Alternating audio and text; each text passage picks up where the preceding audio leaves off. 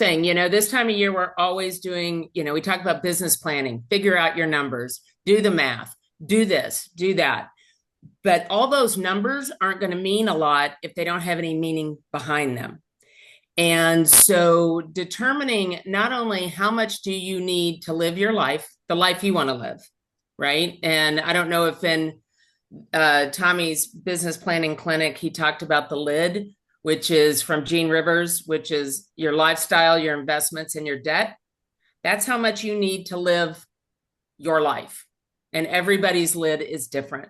So when you figure that out, then you can turn that into, okay, so what does that look like for me for a number of units I need to sell? And how does that break down into buyers and sellers? And you can go through that economic model. Economic model? Yeah. Is that the right model? I always get budget and economic model mixed up. Then you can go through the model to determine how many appointments that is and all that. And that's the math of it, right? That's the just the numbers of it. But really, I think what you want to determine is, and John Acuff was one of our speakers, and if you have not read or listened to any of his books, I highly, highly recommend it. The best one to start with is called Soundtracks. But when you're planning your goals, you want to do four things. Always dream, meaning what is it that you want to do? What are your dreams? Plan, how are you going to do it? Right? What are the steps to do it? Now go do that and then review it. And are you getting the results that you wanted from the doing that you're doing? Right? And if not, do you need to shift the do? Right? And I think often we get caught up in what other people are doing. And really then I'm working towards somebody else's dream, right? What is my dream? Where do my results come from? My results are going to be very different than Bobby's. My doing is very different than Candace. My plans are going to be very different from Holly's. So we are all individuals, but there is a method to the madness when setting your dreams for business planning. I was listening to Tony Caliendo's podcast yesterday, and he reminded us of goals that are a WAG. Do you know what a WAG goal is? It is a wild ass guess. And so many people say, well, I did 20 transactions last year, so I'm going to do 40 this year. Or I did 10, so I'm going to do 20. And there's no numbers or meaning or planning behind it. It's just a WAG. It's a wild ass guess. And so we set ourselves up for frustration in that regard. So let's sit down and figure out what it is that we want to accomplish next year, why we want to accomplish that goal, and then how are we going to do it.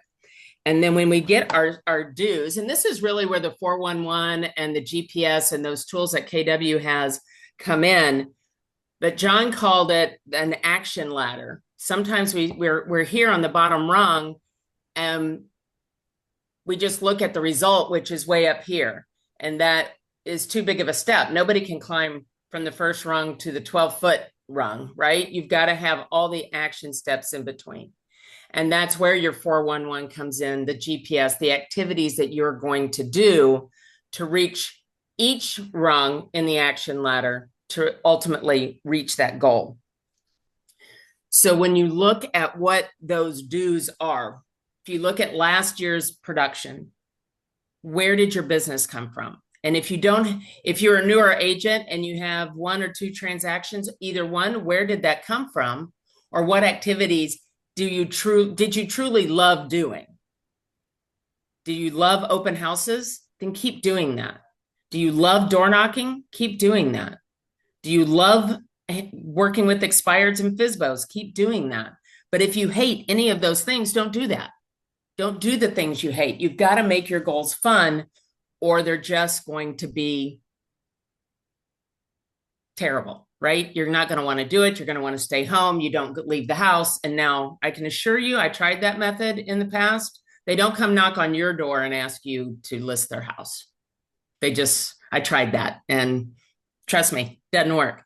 So you need to go where your people are, right? And for me, that is the groups I'm in. I looked at all the sales, I look at all my transactions, and for me, it's the groups I'm involved with, right? It's my networking groups, it's my boot camp group, it's just those groups that I choose to put myself in, and that's where my business is coming from. So this year I'm going to accept an opportunity that scares me, but moving into a group that I don't know that I belong in the room, but I know I belong in the room, right? And so taking those opportunities and saying hell yes, and if it's not a hell yes, maybe it's a no.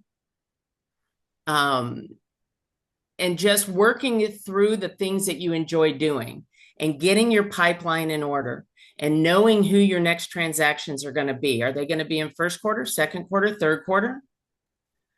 James mentioned, is your pipeline, do you have a pipeline or do you have a pile? Are your leads in a pipeline or are they in a pile? And I envisioned a pile of nachos where you go in for the chip and sometimes you pull out one with all the goodness on it. You know, Bobby's laughing. He knows which one I'm talking about. The good nacho, or did you get the soggy one that just had old salsa on it? Right? Do you have a pipeline or do you have a pile? And how do we move those leads through the pipeline, not just start pulling them out of the pile? And I think that right there was the most visual that I got out of the whole weekend. Also, we always say like-minded people. I learned something this last week. I want people with diverse mindsets, not necessarily the same thing that I think, right? It's good to be around people and get into the office where you're hearing people talk about different things and the way they handle different things and different opportunities. So being with diverse-minded people versus like-minded people, being around people that will help you stretch what you believe to be true about yourself. Going into a room where you maybe feel like, do I belong in that room? They're also very successful. I don't even know, is that me?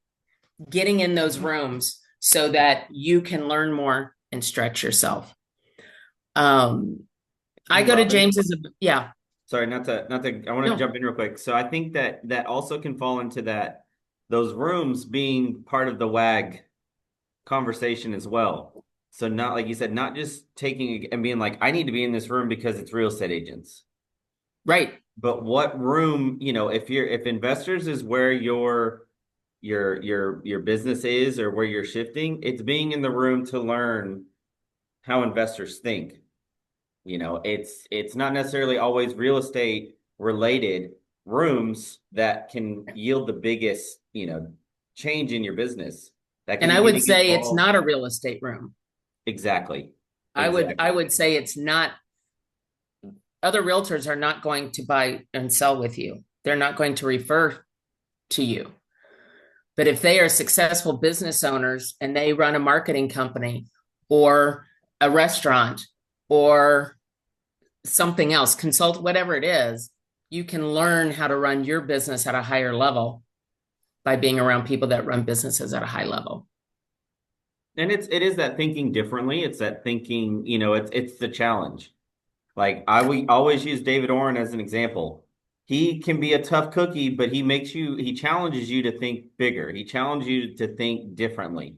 And that's one of the things that I respect most about him is he's going to be that person to push you. And so, like you said, being in a room where you don't feel comfortable, you're in the right room. If the more you feel comfortable, if you feel too comfortable somewhere, it's probably time for you to move up. And the growth comes in the discomfort. I like it. Right. And I think, again, we're at that time of the year where we just go, well, either I didn't hit my goals, and that's what James talked about this morning is how we feel about, if you crushed your goals this year, you're going to feel stress about having to repeat that. Right. Now you've got, oh crap, can I do it again? Or if you didn't, now you're like, well, Now what do I do? I did it, you can feel badly about yourself either way. And the truth is, don't feel badly about yourself ever. Your goals are your goals. A new season, a new scorecard. That's another John Acuff thing. Is it's your goal. You're allowed to change it. Life happens. We're in a business where things happen that are outside of our control, right? Market shifts, our family life changes, you know, just things outside our control. Things happen to our clients, right? They planned on selling and now they can't because fill in the blank, whatever it is. So we have to maximize our time and control the things that we can control and let go of the things that we can't. Work with the process, set your goal, set your plan, start doing the plan, forget about the goal. Go back and review it periodically. How am I doing? How am I liking it? Am I having fun? Do I like what I'm doing? Am I with the people I want to be with? And if the answer is yes, then keep doing that. If any of that is no, then make some adjustments. It's your goal. Just because you're not going to be the same person in November 2026 as you are today at the end of 2025. You're just not going to be the same person. There's too many things that happen in business and in life. So give yourself some grace, for heaven's sakes. Don't beat yourself up. You're right where you're supposed to be every day.